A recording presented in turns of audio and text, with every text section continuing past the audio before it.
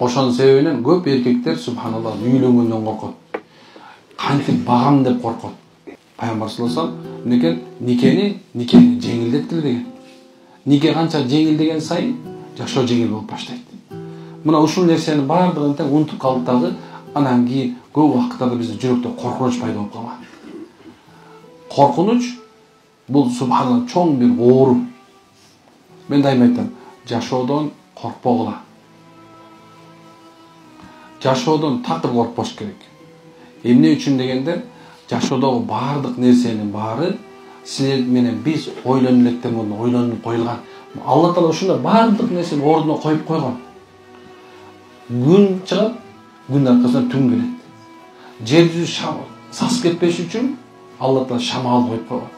Жер кургап кетпеш үчүн жаан жайт. Ошондой эле ар бирибиздин субханалла жашоодо кыш, жаз, жай, күзүбүз болот. Бул нерсе болбосо болбойт.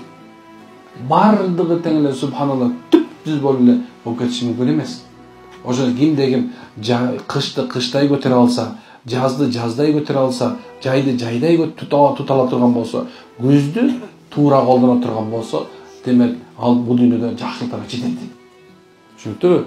Урматтууларым, мен эмнени айткым келди азыр субханалла. Ниетиңерди оңдоңуздар. Азыр эмне проблема менен келген болсоңор, силердин көз карашыңарда ошо проблема болбой калыш керек. Оору бул даражаны көтөрүш үчүн келет. Күнөө кечириш үчүн келет. Эркек менен аялдын ортосунда мамиленин бузулушу, же болбосо алардын да бири-бири менен болгон мамилеси туура эмес болуп атыштыгы, бул субханалла Кудай буйрса, сүйүүнүн аябай күчтүү болуш үчүн келет. Эртеңки күнү. Эр чекишпей дос болбойт а? Эрди катан урушат, эси кеткен болушат, эрди катан урушат, бирдеме менен табышат. Ушундай. Ушун бар. Табышат албатты эле. Ал убактылуу эле нерсе. Жашоого бир карыздардык келди. Демек Алла Таала субханалла сеники үнөмдөгөнгө үйрөтүшүн берип ошол карызды. Эгерде субханалла бүт дүйнөбүздүн баары сага душман болуп алса да билгин, эгерде бардыгы чогулуп келип сага душманчылык кылабыз десе, мейли адамдар болсун, мейли шайтандар, жиндер болсун, мейли ким болсун чогулуп алып келип жаманчылык кылам десе, Кудай Таала каалаганчалык эле, Кудай каалагандай эле жаманчылык келет, болду. Ал адамдар ойлогондой болбойт. Бүт бар өлтүрөбүз деп келсе дагычы, Кудай Таала каалабаса өлтүрө албайт. Мүмкүн эмес.